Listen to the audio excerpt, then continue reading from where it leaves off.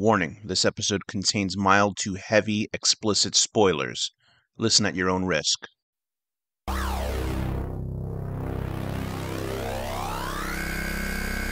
Reviews, discussions, and theories about films in horror, sci-fi, and genre. This is The Horror Deconstruction. Like, share, and subscribe to hear more. An unhinged woman who, after a catastrophic accident results in a metal plate in her head in childhood, grows into a moody, unhinged psychopath unable to accept love in her life.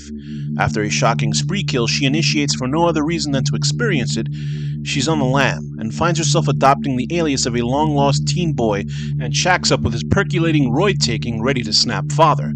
Their relationship grows as each finds that the missing element that makes them both whole is a shared psychosis. 2021's TITANE, directed by Julia Ducournau, is a body horror meets slasher, meets family drama, meets the talking parts of the Fast and the Furious by way of a David Cronenberg best-of hits. Ducournau rose in the film world with her feature Raw, which I personally found underwhelming, but understood that she is a strong director that does great work in mangling genre films into arthouse pictures. TITANE's lead character, Alexia, played by Agathe Roussel, is incredibly unlikable.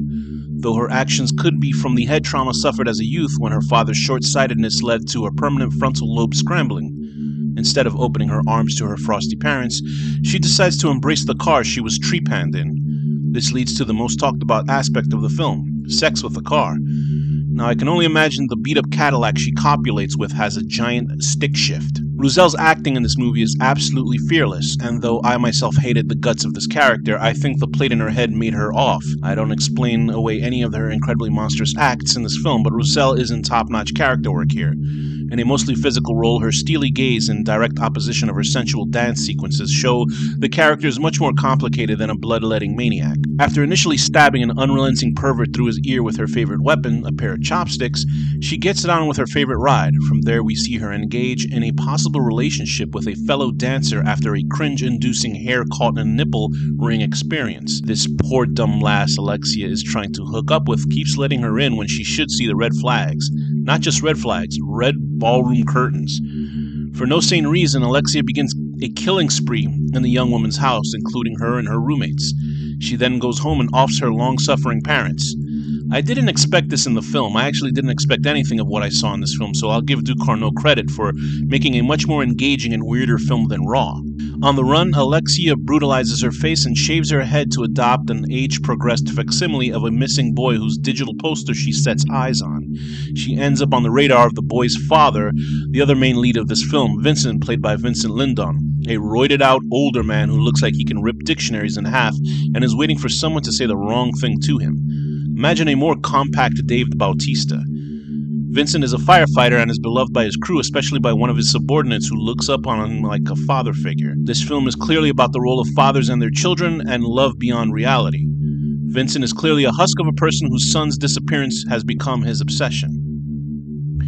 He looks beyond Alexia's clearly not being his kid to accept him and reintegrate him into his family. Since Alexia has no use of human beings other than to be receptacles, this is a one-way street. Slowly, though, we as well realize she is miraculously pregnant, and we've only seen her with women at this point, so clearly that pesky Cadillac would surely be seen on Maury Povich's couch sometime in the future. The rapidly growing belly and bizarre cuts of flesh revealing metal structures underneath are one of the many reasons this film gets compared to Cronenberg's works. The realistic and muted violence and cold feeling of the movie also feed that idea.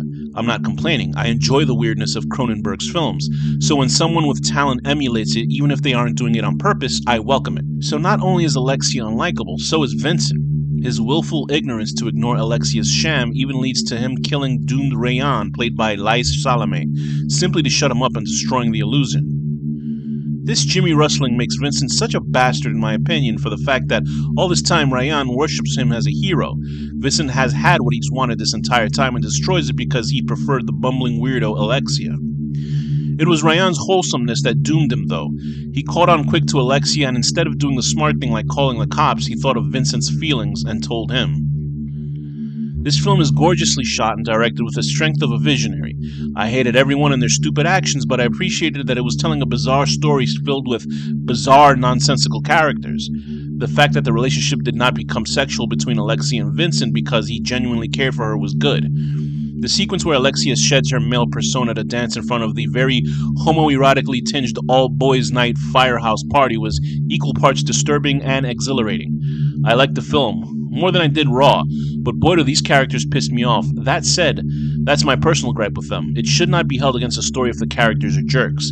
It should be if the story is well done, and I think it is. We're given a look into the broken lives of broken people, how they survive and interact with each other in a cruel, cold world, and how it affects them morally. 7.5 out of 10, giving birth to a child straight out of Elysium. This has been the Horror Deconstruction.